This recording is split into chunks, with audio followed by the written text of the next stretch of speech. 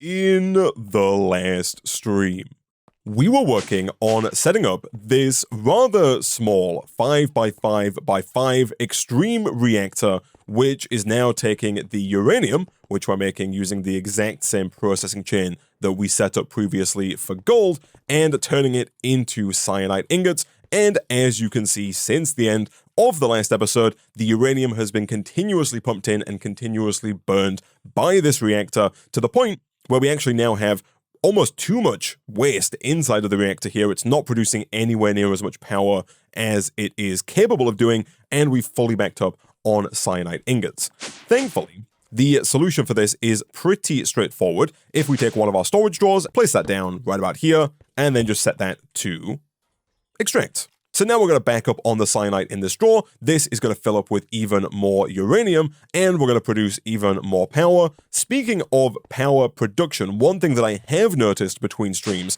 that we are running into problems with is our solidifier over here, because since the debuff to water, we're actually now not producing the purified biofuel fast enough because water is no longer as good of a coolant as it once was, and you'll see that in some of these biogenerators, we're actually not getting enough biofuel, and so I think we should probably look here to maybe disconnect this and replace the water in this tank with the nitrogen that we set up in the last episode to kind of massively increase the speed at which we turn the biofuel here into purified biofuel. The setup for that should be very straightforward. It should be as simple as throwing down yet another XNet connector right about here, and then of course just emptying this out. That's kind of the most difficult part, is getting rid of the water that's already inside of there. We could of course just wait, and it will passively over time empty out of the water that it has, but I am impatient, and so I'm going to go ahead and just quickly do one of these, at which point we should then be able to select that in here. That is the right one, and we're just going to set that to insert nitrogen. Of course, to do that, we do want to grab that bucket of nitrogen that we got in the last episode, because what we don't want to happen here is we don't want this to fill up with lithium. Now, I think if I were to click on this and set it to insert, there's like a 50-50 chance that it would receive either lithium or nitrogen, because they're both being used on this channel in the XNet controller. And so what I'm going to do is I'm going to put the liquid nitrogen in manually first. Then in here, if we go ahead and set it to insert, it should only receive nitrogen because that's already what's in there. And then just to make sure it always receives nitrogen in the future, we can go ahead and filter it. And I think that's kind of the safest way to do that. And you'll see now that the purified biofuel is coming through way faster, and it's actually potentially going to be the crusher that becomes our limiting factor next. But of course, if we wanted to make that faster, we could grab yet another installer or even more speed and energy upgrades to make that even quicker. Now that that's taken care of, right at the end of the last episode, we were working on kind of dipping our toes into the hostile neural networks mod. We set up the simulation chamber here with our Enderman data model, which is now just 11 simulations away from becoming superior. That is producing Enderman predictions, which we're turning automatically into Ender Pearls. We now have almost 2 stacks of those backed up in the system. And as we showed off at the end of the last episode, the idea with those Ender Pearls is that we're going to use them to create these remote upgrades, which are going to allow us to connect all of our storage drawers all around the base to this drawer controller without having to run trim from the drawer controller to all of those drawers, which I think is going to be particularly useful to allow us to pivot over away from Tom's simple storage into applied energistics. And that is kind of the real plan for today's stream, is going to be to get a basic applied energistics 2 system up and running, to use it to start doing some basic auto-crafting, and to allow us to get rid of all of these chests here and condense everything down into an AE2 digital storage system. So to do that, we're going to need a lot of processes of the engineering, logic, and calculation variety. And so between streams, I did go ahead and make a bunch of these. We're also going to need quite a lot of Fluix crystals, as well as more silicon and Certus quartz. So these are coming in, albeit not very fast. And so what I think I'm going to do real quick is grab some redstone, some Certus quartz, and some black quartz. We'll throw all of that over into the arc furnace here. That's going to allow us to start making Fluix crystals fairly quickly. Also, fun fact, you can click distribute items and it will do exactly what I just did, but much more easily and quickly. And then back over here, I think we could probably do with making these machines faster, either with installers or speed and energy upgrades. And I think we could also potentially look at taking the downgrades out of these drawers so that we can slowly but surely back up on 2048 silicon and 2048 Certus quartz, because really the Certus quartz is made from silicon and the silicon is just made from sand, and sand is an infinite resource that we don't need to worry too much about using, especially because right now we're just using the advanced miners. We could, if we needed to, upgrade these to the elite miners, and we could also put some machine upgrades in there to make that even faster in the future. So I really don't think sand is going to be a bottleneck for us. I'm pretty happy to let these back up. And so real quick, I'm going to go ahead and get a bunch of the crafting components that we're going to need large quantities of for Applied Energistics 2 crafting. Just so that we're not spending too much time doing a lot of micro crafts, I'm going to make things like Fluix crystals. I'm going to make some Fluix dust, which is just Fluix crystals in the crusher. I'm going to get a bunch of Certus quartz dust. I'm going to get a bunch of the logic, calculation, and engineering processes. We should already be getting a bunch of silicon. That should be fine. I'm also going to make a fair few formation cores and annihilation cores. These are used a bunch in Applied Energistics 2, and they're pretty straightforward to make. They're just made with logic processes, Fluix dust, and then either nether quartz for the annihilation core or Certus quartz for the formation core. None of them should be particularly difficult to do. We can turn black quartz into nether quartz using the enrichment chamber. And so I'm going to go ahead and make kind of a bunch of this. I'll also probably make a bunch of the quartz glass as well. Again, all of these components here are used a bunch in the early stages of setting up an AE2 system. And so I'm going to make a decent number, a few stacks of each of these, maybe one stack of the formation and annihilation cores. And then we'll look at actually setting up a basic AE2 system. Okay, so we started making some of these components here, and one of the first things that I did is upgrade these two machines with speed and energy upgrades, but we've run into a problem that's kind of been a bit of a continual problem throughout the playthrough so far, and that is that XNet is not capable of moving our water around effectively. The problem I was running into between episodes is that down here, this electrolytic separator wasn't getting any water, and you'll see it still isn't. Up here, now this electrolytic separator isn't getting enough water. I just put some speed upgrades in to make it fast enough to keep up with the demand of the two machines next to it. And down here, we're also not really sending water fast enough to this guy either.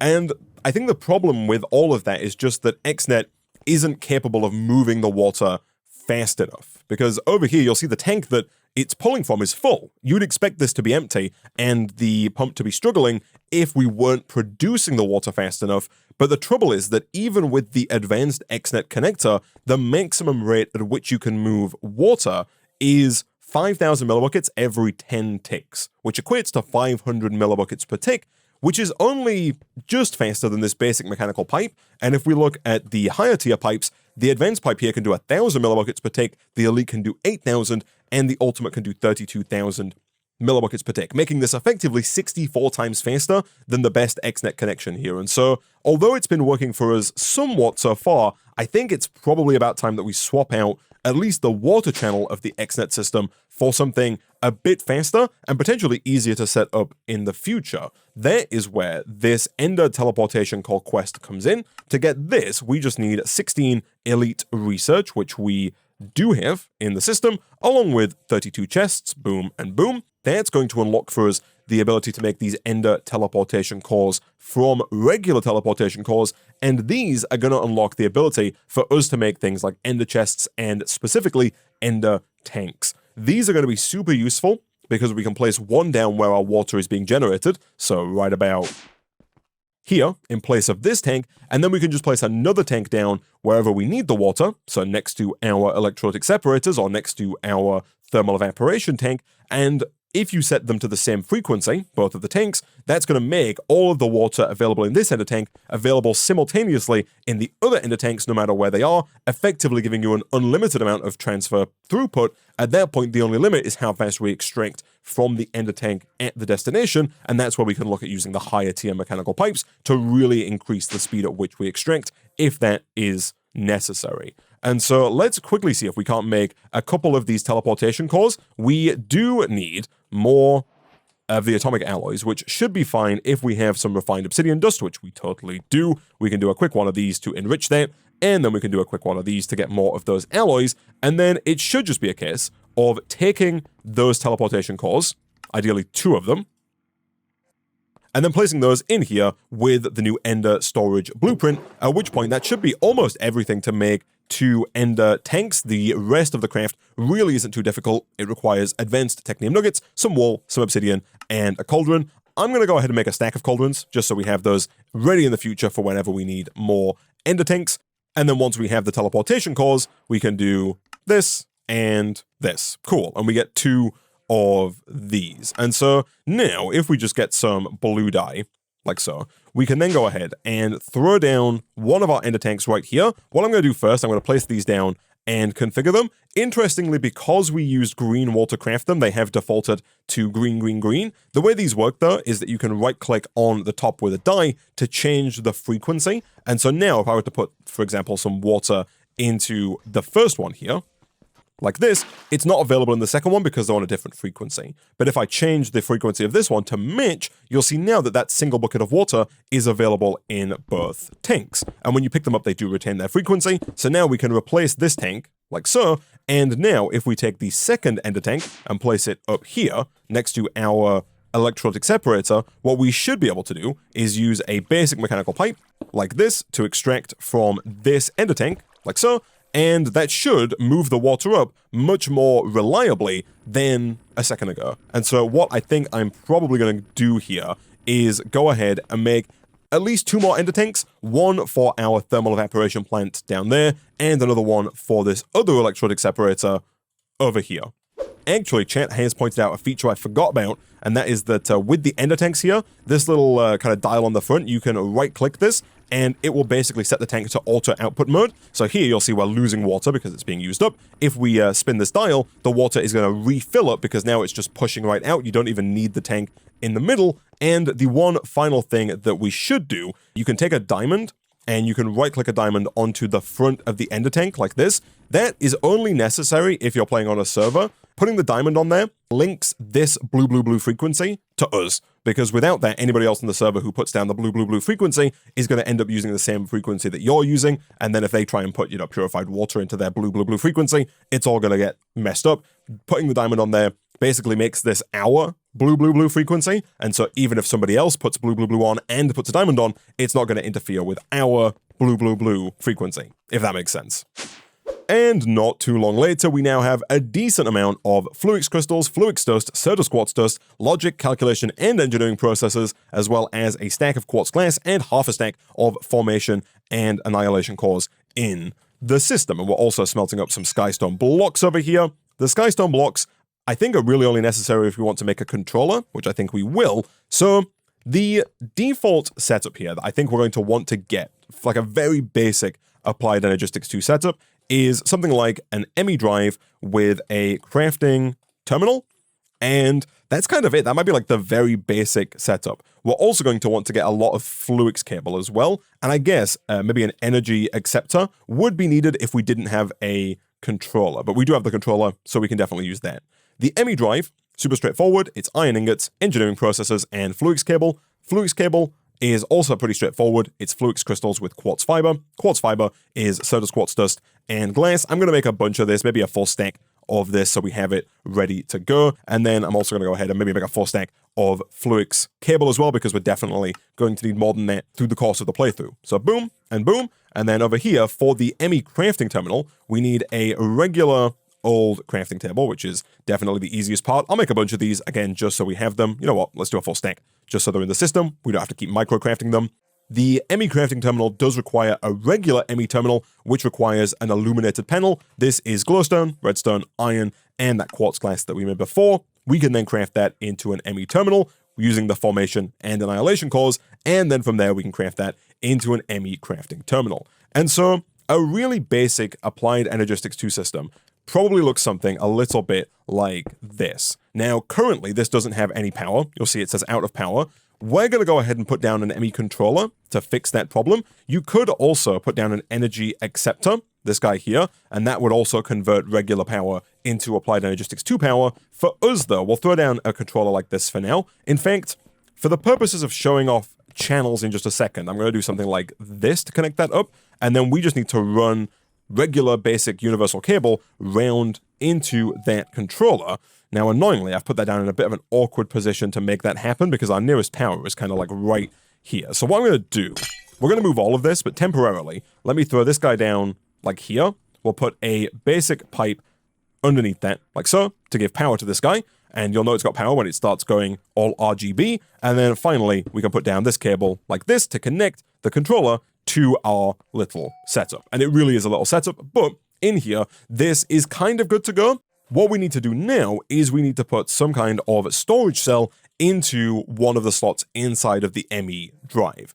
The storage cells come in 2 different forms, maybe 3 different forms actually: item, fluid, and chemical. Chemical is added by an add-on mod here for applied mechanistics to work with like the acids and stuff from Mechanism, but by default there's items and there's fluids. For now we're just going to work with items here, and there are 5 different kinds of item cell. There is the 1K, the 4K, the 16K, the 64K, and the 256K.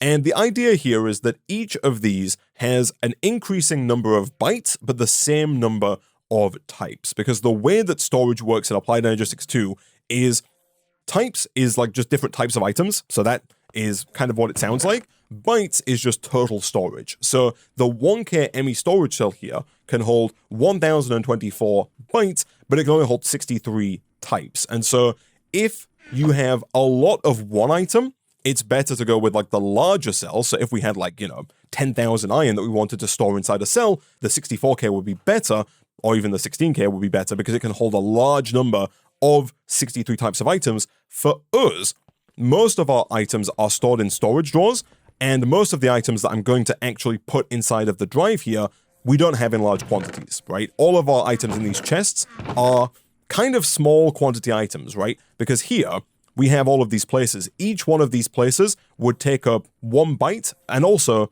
1 type. And so I think for us, at least initially, we're going to want to get a lot of 1K drives and not really worry so much about the 4K, 16K, 64K, or 256K drives. And thankfully, as it turns out, the 1K drives are also the easiest to make. They're redstone, iron, copper, quartz glass, and then the 1K ME storage component. This is made with redstone, so does quartz, and logic processors. So let's go ahead and we'll do 4 of these. We might need more, but we'll start with 4 and see how that goes. And if we put all 4 of these into this drive cage, like so, we can now use this terminal as if it were the crafting terminal. We can start putting items in, and essentially what we've done here is we've managed to kind of replace the chests with the drive cage, because now we could take, for example, all of this stuff out of here and go ahead and just put it into here, and those items are being stored in the cells. And you'll see if we hover over that we've used a couple of the types and a couple of the bytes, but we are kind of increasing on types used. And again, if we grabbed some more items out of here and started to dump them all in like this, you'll see that the number of types kind of goes up quite quickly, and we're only less than halfway through on the bytes. And I think we're probably quite likely to fill up on types before we do fill up on bytes. And we filled up our first drive here with 63 of 63 types, and so we're going to start spilling over into the next cell. And so real quick, I'm going to go ahead and kind of just move everything from these drawers over into our ME drive here, and at that point we can kind of fully get rid of all of these iron drawers. And we now have all of the chests taken down. Everything is inside of all of these drives. I did have to make 2 more. We filled up all of the types on the first 4 here, but for the most part, 6 drives here has replaced all of the iron chests that we had. And in here, one thing I'm going to do is I'm going to change the terminal size here to be full height. And I'm also going to change the sort to descending. And I like to configure this by number of items. So I like to see the item I have the most of at the top left and the item I have the least of at the bottom right. Just like with the Tom's terminal, you can search in here for whatever you want. By default, it looks like JEI synchronized search is on. I think that's going to be in terminal settings. I'm not a huge fan of JEI synchronized search. If you do like that, you can leave that on.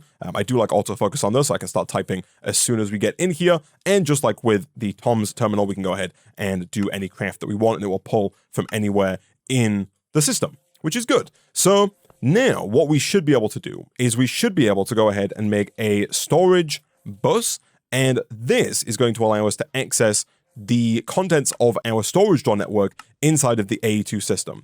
So the way this works is we throw down the storage bus, for example, on our drawer controller, like that, and then we connect that up with some flux cable, like so, And now in here, we should have access to the silver, lead, and nickel that is currently accessible to the drawer.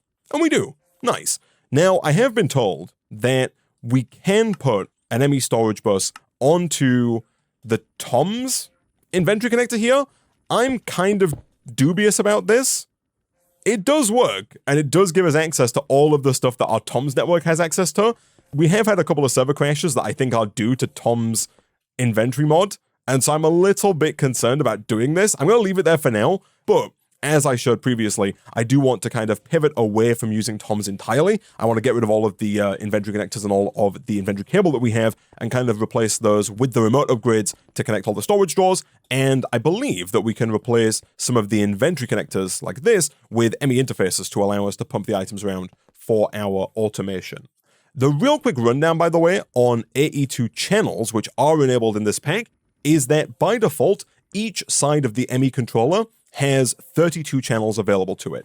And all you really need to know is that basically every block you put down is one channel. So the storage bus here is one channel, this is a second channel, the crafting terminal here is a third channel, and the drive is a fourth channel. The Fluix cables that we are using by default here can only carry 8 channels, and so although there is a maximum of 32 channels on each side of the controller, using this basic cable, we can only extract 8 channels. So we can only connect 8 things to this side of the controller using Fluix cable. The easiest way to see this is to upgrade to Smart Cable. Smart Cable is not too expensive. It requires first that you cover your cable with some wool, like this, and then from there to upgrade it to Smart Cable, you craft it with redstone and glowstone, like so.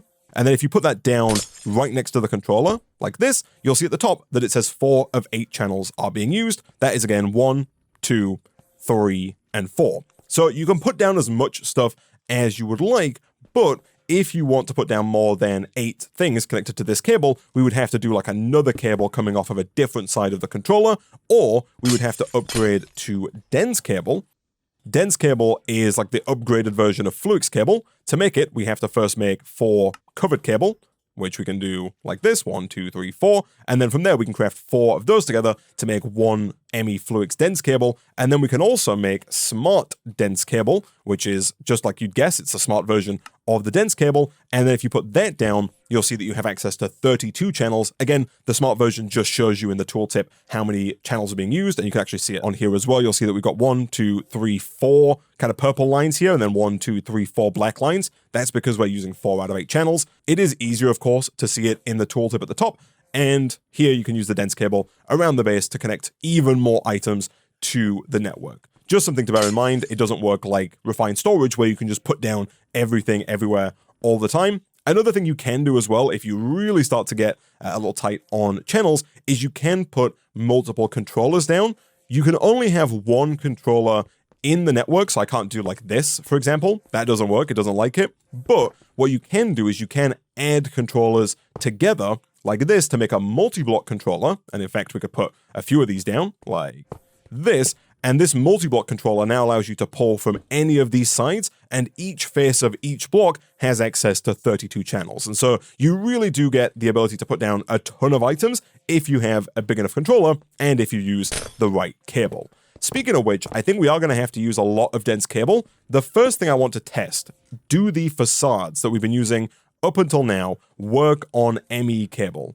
They totally do. That is very useful. And so what I think we should probably do here is, first of all, make sure that we replace down that XNet cable that we just broke to make sure things keep functioning. But I do think that what I'm probably going to do is go ahead and set up another simulation chamber and another loot fabricator to actually use the sheep data model that we got in the last episode, because that, and I'm checking in here, it should now be in here actually, but the sheep data model that we have in the system is going to allow us to get sheep predictions, and then from there we can use those to actually infinitely generate wool, which is going to make it so much easier for us to make large quantities of dense cable going forward, because in previous playthroughs when I've tried to make a lot of dense cable, it really is just a lack of wool that's made it really difficult to do, because for every single dense cable, we need at least 4 wool, and if we're going to run cable all around the base like we've been doing up until now, we're going to need a lot of that cabling. And so real quick, I'm going to go ahead and kind of duplicate this setup here next to it with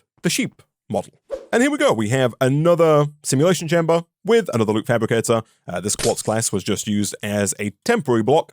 And soon we should get our first sheep prediction, which we can then use to set this to wool. And at that point, we should be good to go. So we're going to leave this running. Again, hopefully over time, this will slowly but surely back up on wool. And then in the future, we can use that wool to make a ton of dense cabling to make our AE2 lives easier. Speaking of making our lives easier, one of the big reasons that we want to do this in the first place, kind of pivot over to AE2, is that we want to be able to auto-craft the crafting of certain items and the using of certain machines. So to do that, the auto-crafting is where we'll start. For that, we need a pattern provider, this guy right here, and we need a molecular assembler, this guy here. On top of that, we're also going to need a pattern terminal, which is this guy, the ME pattern encoding terminal. It's made with an ME crafting terminal, so we need to make another one of these, which is another ME terminal, which thankfully we can make. Boom, and boom, and then we just craft that with an engineering processor, and that gets us an ME pattern encoding terminal. This is going to use up another channel, so when we do this, we're going to see 5 channels now being used over here out of 8, but now in here, we're going to use this to encode patterns, and the patterns are basically how we teach our AE2 system how to craft certain recipes. The blank pattern is what we need. This is made with glowstone, quartz glass, so does quartz, iron, and copper.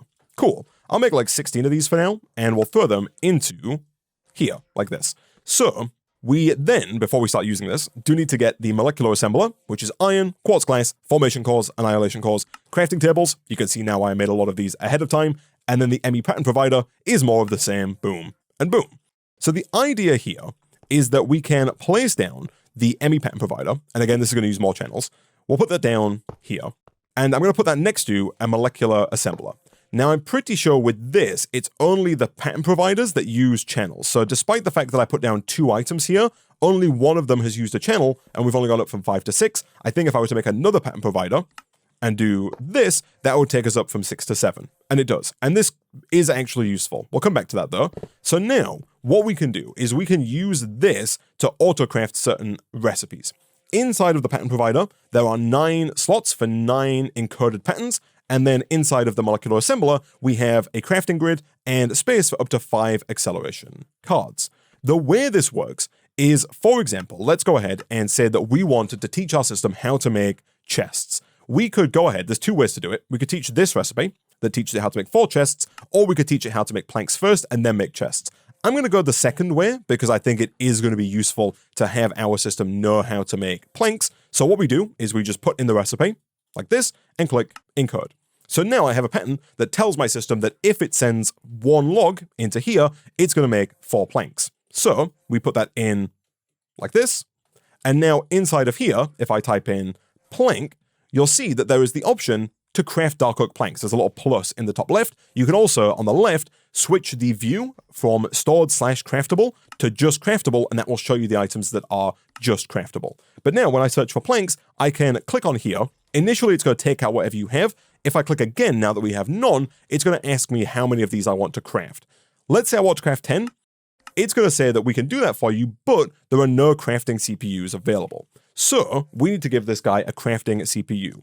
If we type crafting into JEI, to do that, we need one of these crafting storages. They go, again, from 1K up to 256K, and the size you need here depends on the complexity of your craft. If we go back to crafting oak planks here, and we say I wanted to craft 100 oak planks, this is super straightforward and only requires 166 bytes, which is way less than the 1024 bytes that you get from the 1K crafting storage, so this is super straightforward. However, later on in the pack, if we wanted to start teaching really complex crafts and really big chains of crafting, we might need higher tier crafting storages. For now though, we just need the 1K crafting storage, which is just a crafting unit, which is more of all the stuff we've had before, with another one of the 1K ME storage components. Boom and boom. Again, this is going to take a channel up and it's going to use up our 7th channel. For now, I'll put this here. All of these places, of course, are temporary just to show that this does work. And so now in here, if we try that again, if you already have items in, by the way,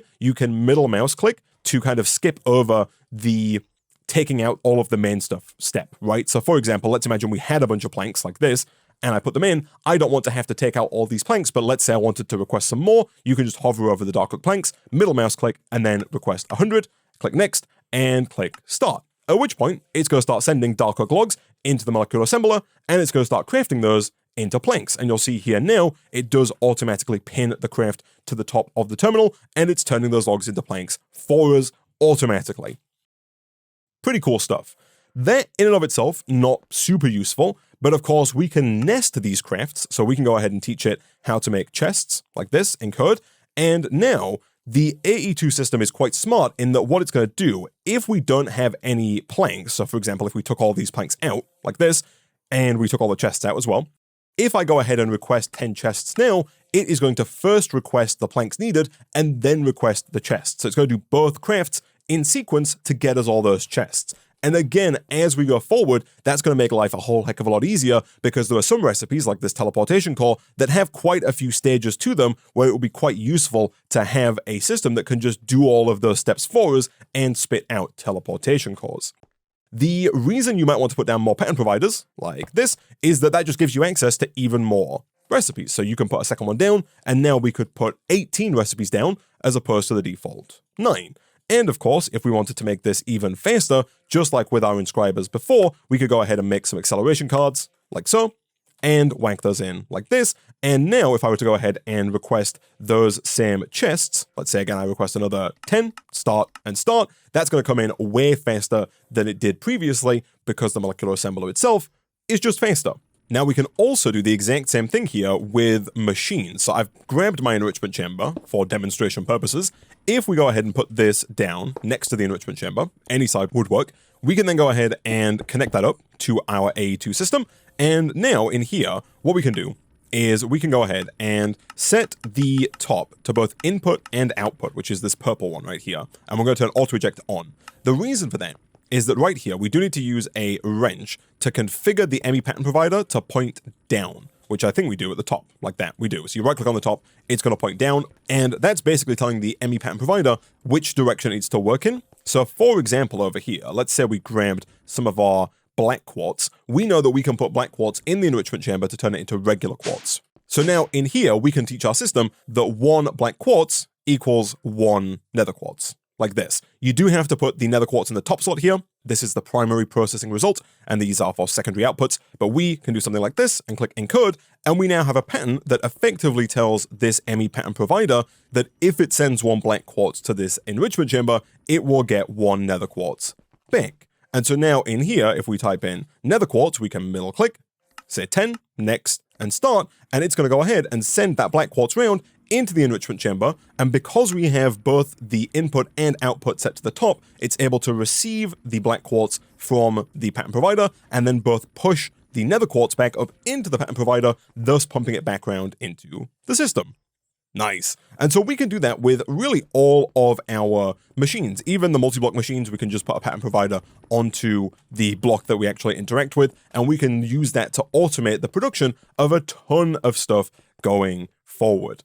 And so that's kind of how AE2 AUTOCRAFTING works. What I am going to do now is I'm going to go ahead and kind of rekajigger this a bit so it doesn't look quite so horrendous. One quick thing to mention, if you want to do multiple crafts at the same time, you do need multiple of these CPUs. So if you only have the one, you can only do one craft. You can connect multiple crafting storage blocks together to make a multi-block CPU. So if I wanted to here, I could get another 1K crafting storage like this, and I could put that down right here. This still only takes up 1 channel because it counts as 1 multi-block and is still only able to do 1 craft at a time. It's just able to do a bigger craft because it now has 2,000 bytes worth of capacity. So for example, if I wanted to do just 100 chests, that requires 1,400 bytes. That could be done in this crafting CPU because it has 2,048 bytes of storage.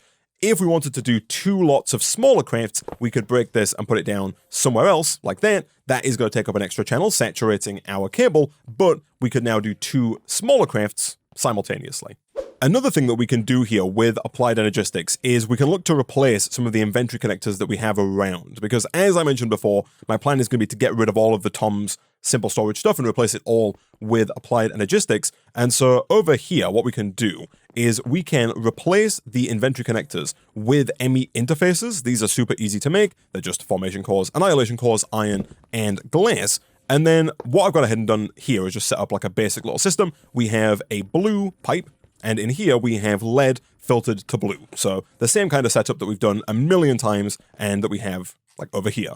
And the idea here is that we can use the ME interface to kind of keep stock of up to 9 items. And the way you do this is you take an item, for example, lead ingots, you put them in like this, and you'll see this just works. And it's now sending lead round into the solidifier. If we wanted to do the same to another solidifier, we could do this with like a chest, for example. Let me put this here. We could go ahead and put this down. Let's say we make this cyan. We could then put this down like that. And in here, we could add a new filter, item stack, let's say planks like this, and let's say cyan like this, save. And it's not going to pull that out until we tell this to store those planks, like so. And then now it's going to go ahead and produce planks that it sends around to here. You can have the ME interface store more. It stores as many as you tell it to store. So if I change this to 64, it's going to hold 64 planks inside this interface, ready for them to be used. And look at that. It's sending them around. Cool. And you can do the same with lead. I think, for the most part, we just need to set it to 1. I think 1 is fine, and it will pull 1 whenever we have 1 available. I'm assuming we don't have any, which is why it's not pulling it, but if I put some in the system, it then starts sending it around. And so we should be able to go around and kind of replace our inventory connectors with ME interfaces and just use the same logistical sorter setup that we've been using already around the base without having to kind of redo that with like exporters. So I guess now what I am going to go ahead and do is I'm going to try and get rid of the Tom's stuff. It's going to take a minute to kind of go through and replace everything, but I'm going to go ahead and replace as many of these, as many of the inventory connectors that are connected to logistical sorters as I can with ME interfaces. And as we saw before, I'm going to go ahead and make quite a few of these remote upgrades so we can connect all of our drawers together. One thing that I didn't really mention last time, I mentioned the trim, which is useful, but I kind of forgot to mention the fact that we can, of course, texture the trim as well, which is going to make it even easier for us to hide the trim. So, for example, in here, we can take our trim and just configure it to look like the white tiles, like this, and then downstairs, I do believe that we have one of those group upgrades in here. We do, the remote upgrade that is connecting all 3 of these. Of course, what we should be able to do, we're going to get rid of the inventory cable that's here anyway. We should be able to just go ahead and run that trim underground like this. So trim connects here, and then it goes ahead and connects here as well. And by running that trim like that, we've connected this copper drawer and this tin drawer to these drawers, which would allow a remote group upgrade to connect all of those together because they're all connected. And so I do think that we're going to use trim in quite a few places as well to connect up some of these drawers, just so we don't have to make quite as many remote upgrades. But for example, for things like cyanite here, and for things like the deep slate over here, we can also just put in the remote upgrades, because running trim this far out would work, but would be a little bit janky. The final thing to bear in mind is that there is a 50 block limit on the drawer controller, and that does count for the remote upgrades as well. So if the drawer is more than 50 blocks away, you just can't connect it up. You're going to have to use a different controller to connect that up. The good news for us is that our base is less than 100 blocks wide, and so we should be able to connect everything up with a combination of remote upgrades and group upgrades, and we should be able to replace all of our inventory connectors with ME interfaces. To do that, of course, we're going to need a fair bit of cable. We're probably going to use dense cable. Over here, I have used our first sheet prediction to make some wool, and you'll see we have a decent amount of it now. In here, we are at advanced level for the sheep, and we are edging closer to self-aware for the Enderman model. Not that it really matters, because we've actually filled up this drawer with Enderman. Oh no, we've not. We've put a sheep prediction in here. I guess we managed to get 1 sheep prediction real early on. Okay, that's fine. In here, we're making ender pearls, which is good, and we're slowly upgrading as well. So I'm going to make a bunch of dense cable. We're going to hide it in the ground. The reason I'm doing this now is that we could try and run both systems simultaneously, but we've got so much Tom's cabling around that trying to run Fluix cabling as well as Tom's cabling is just going to make it a real mess. And so I'm going to try and take out all of the Tom's cabling and replace it all with AE2, and we'll see if that works. Okay, so I've successfully gotten rid of, I think, all of the Tom's cable. So right now, nothing really works, but I do believe that we've also connected all of the drawers back up through a combination of remote group upgrades and regular remote upgrades. Just a quick thing to point out here. For some reason, the remote group upgrades, when you connect them, they change their name to remote upgrades, but you'll see when I hover over the real remote upgrades, it says let's a single drawer remotely connect, whereas if I hover over the remote group upgrade, it does say let's connect a drawer group remotely connect. For some reason, the name of the item changes, but the functionality still remains the same. And so I believe all of our drawers are connected up. We've run trim under like all of these drawers, and then we have one group connector in here like this. Same's true over here. And then we've got a lot of single connectors as well for things like this to connect everything together. And so I believe everything is now accessible via the drawer controller, which I've moved back by one block, which does mean you have to reconnect it, by the way, if you move the drawer controller, because these are connected by coordinates. You'll see the coordinates are listed right there. So if you move it, you do have to rebind them. But I believe that everything is now connected up in one way or another. All we need to do now is run enough cable around the base to connect up all of the ME interfaces, because I've put a bunch of those down around the base as well. Wherever we had a storage interface before, we now have an ME interface ready to go. Some of these don't necessarily need to be ME interfaces. For example, over here, we do have an ME interface that's just exporting uranium. This can actually be done with just an ME export bus from Applied Energistics 2.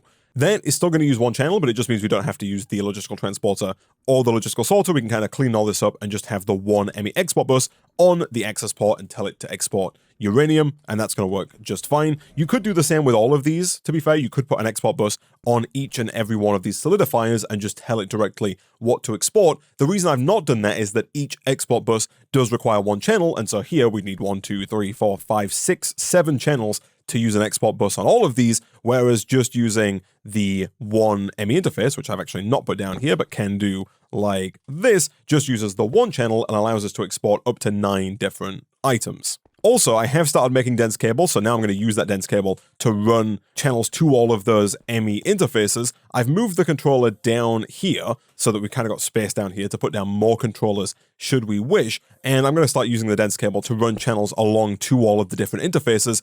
The good news is, earlier in the episode, we did unlock these drawers, so we now have almost 1,000 Certus quartz crystals, and so we can somewhat quickly get a large amount of fluix crystals in here with the redstone and the black quartz. And so it shouldn't be too difficult, especially again with the almost 700 wool that we have here, for us to make a large amount of dense cable and get everything here connected. Okay, so this is actually a good point at which the export bus is superior. Right here, before we were using an inventory cable and a logistical sorter to export the lead here, but right now we can just put an export bus down like that, and then if we grab one lead out of here, we can then go ahead and inside of the export bus, tell it to export lead, like so, and then just connect that up like this to our cable. What I've gone ahead and done here is just run one long ME dense cable all the way along like this, and then you can connect regular fluix cable to the dense cable. And so as you can see here, I've also connected some fluix cable to connect up stuff like this. This, I guess, also actually, now that I mention it, could have been an export bus as well, because of the fact that it's just exporting glass, so we could swap that out at some point, but it is the same number of channels to use the ME interface and to use the ME export bus, so it really doesn't matter too much either way. We're about halfway there though, so we're going to keep going, putting down even more of these ME interfaces and configuring them to stock the same items as the logistical sorters. Okay, so things are still looking a little bit haphazard, but I believe now that we have fully ripped out the Tom's Simple storage network. Down here, you can see that we've got some dense cable. It does run all the way along from the top. So it runs from here all the way along, round the same way that the Tom's cable does. We are going to facade this up, down, across, along the floor, and we've connected almost all of these up. Here, we've used an exporter here instead of using the logistical sorter, again, because it's just 2 things, charcoal and iron. It does help if I configure these, boom, boom, like that. That should keep these filled up. It does indeed. And I believe everything else is connected as well. So everything now should be working essentially in the same way, but with Applied Energistics 2. He says that over here. This needs flint. Let me go ahead and do a quick one of these. The only thing I believe now that's not connected up is our Technium machines. So these guys at the back here. The reason for that is that I want to go ahead and make 2 more entangled blocks, which I think we should now have everything to make. We do. And I'm going to go ahead and grab the other entangled block, which is currently down here. This is currently not set up, so we do have an interface here for this, but I haven't set it up for the Elite Technium. Instead, what I'm going to do is grab you real quick, just because you're not needed, and I'm going to set all 3 of these up in like one centralized location. I think for now I might put them down kind of like right here, like this, and like this. And then using our wrench, we should be able to configure all of those to a different tier of Technium machine. And the idea here is that we just don't have to run the ME cable all the way out to this machine, all the power conduits out all the way to that machine, or even the XNet stuff all the way out. We can just do something like this, and the same with the advanced connector. Shift right click with the binder, and then right click in the middle. Boom. And so now we have basic, advanced, and elite Technium, and all we would need to do is go ahead and grab 3 more of these export buses, like that, and if we go /back, we can then go ahead and put those down on here, boom, boom, boom, like this, connect those up with some Fluix cable. I have put smart cable down at the beginning, so you can connect the smart dense cable to the regular dense cable. Here, you can see we're using 3 channels on this side, not many at all, and over here, we are using 12 channels on this side, so still not really that close to saturating this dense cable, at least not just yet. Over here, I will go ahead and do this for now to connect that up. That takes us to 15 channels. We could always move that if we needed more.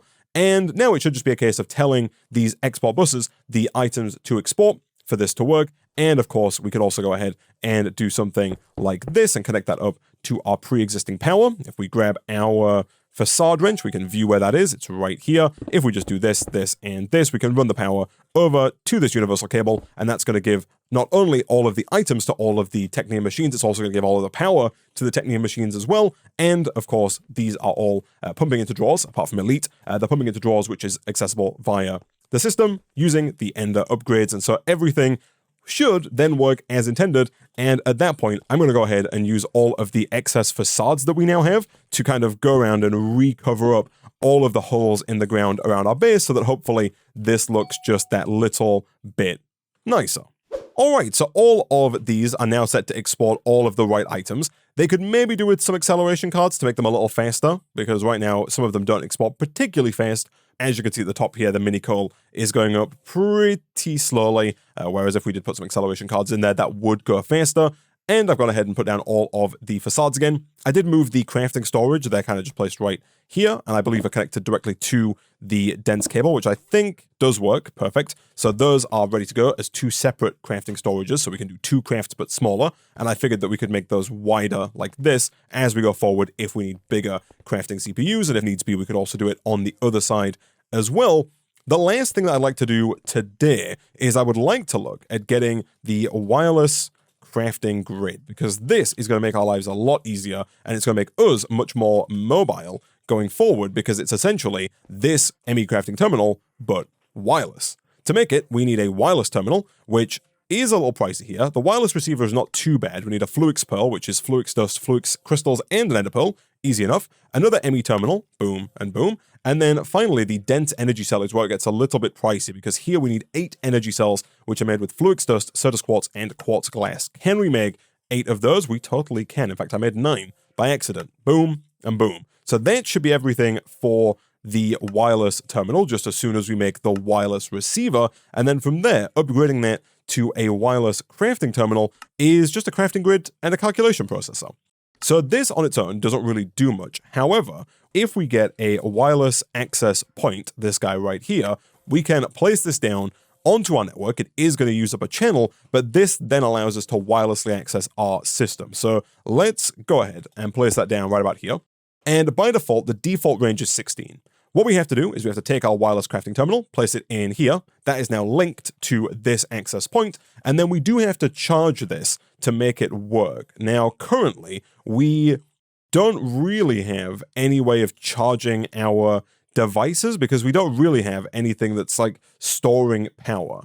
I think, if I'm not mistaken, though, that we should be able to make an energy cube from Mechanism to allow us to store power. Even though we don't necessarily need the power storage from the cube, the benefit for us is that it's also going to allow us to charge our items. So if I were to put this down, let's say right about here, next to our power cable, boom and boom, that should fill it with power, and then we can go ahead and put this in the plus slot, and it's going to go and start charging up our crafting terminal, albeit fairly slowly.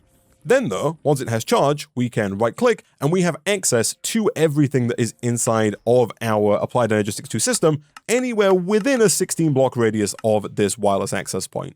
That in and of itself isn't great, but we can make wireless boosters, these guys right here, and these are going to increase the range of our applied energistics to wireless access point at the cost of more power. The only thing we're missing to make these is some ender dust, which we can make by crushing ender pearls. And we do have a bunch of ender pearls. So if we do a quick one of these, we can crush a bunch of those down, and then back over in here, actually, we can craft up some of the wireless boosters, like so. 20 might be overkill. If we put in 1 here, you'll see the range goes up from 16 to 17. I think it goes up exponentially, so I think you do get more for every extra booster. You'll see the first one took us from 16 to 17. The second one took us from 17 to 18.8. The third one to 21. And so as we add more here, the range gets bigger and bigger, and the power usage is not actually too bad here. 50 should be good. I believe meters is blocks here, so 52 blocks. And as I mentioned earlier, our base is not 50 blocks wide, and so I think with a range of 52, we should be able to use this pretty much anywhere inside of the base. Let me quickly see if this works down here. It totally does. Cool. And we can even try it, I guess, like over at one of these far corners over here. That is out of range, but this is in range. So we could throw a couple more in here just to make sure we have full coverage, but we don't really spend too much time hanging around up over there. I'll throw a couple more in just to make sure that works, and we can change the power units here, by the way, to FE. Not that it really matters too much for us. 65 FE per tick is not too bad at all. It does also tell you, by the way, inside of the controller, how much power this is using as well. So you'll see right now we're using 166 FE per tick to passively run the network, and we're using a total of 23 channels. And so now we should be able to use this wireless crafting terminal anywhere in the base and do the crafts we want to do without having to continually come back to the actual crafting terminal. So we can be over here doing whatever it is we need to do. And if, for example, I wanted to get some more redstone and some more black quartz, I could just grab that wirelessly, and it's going to pull it from the storage drawers through the network into my inventory. And then we can just place it into the arc furnace to do the craft we want, which again is just going to make our lives so much quicker and easier going forward. And so next time we're going to come back and we're going to push forward a bit in the quest book here. We're going to continue into the replication section of the quest book, and I think we're going to push maybe towards this nuclear reactor to see if we can massively increase the amount of power that we are generating, because right now we are generating enough, but it's kind of been teetering on the edge for a little while. So next time we're going to come back, we're going to look, I think, at teaching a bunch of crafts so that we can automate a lot of stuff that we've not automated yet, including some of the machinery, and then we'll also go ahead and push through into the replication chapter of the quest book, and then I guess we're going to start working on the ultimate Technium Ingots here once we have that up and running. But of course, that is going to have to wait until next time, because I'm going to go ahead and wrap up this episode of Techopolis 3 there.